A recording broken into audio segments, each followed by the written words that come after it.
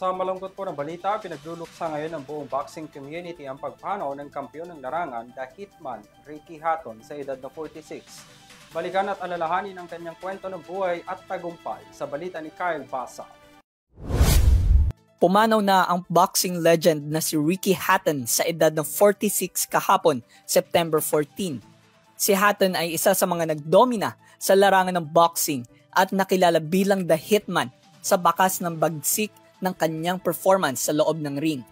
Siya ay may significant 71% sa pagpapatumba sa kalaban, kaya't masasabing may pambihirang lakas ang kamao nito.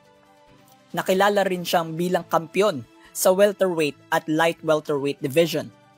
Ang boxing record niya ay 45-3-0. Natalo din lamang siya sa mga icons sa larangan na sina Vyacheslav Senchenko, Floyd Mayweather Jr. at ang pambansang kamao na si Manny Pacquiao. Nagretiro siya sa professional boxing noong 2012, ngunit nagpatuloy sa larangan bilang trainer. Ang buong mundo, lalo na ang boxing community, ay nagulat sa balitang ng kanyang pagpanaw.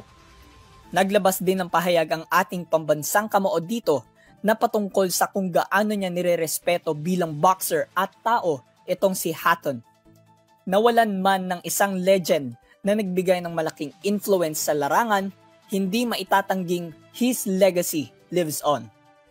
Para sa EuroTV News, ako si Kyle Basa, sumasaludo sa bawat Pilipino.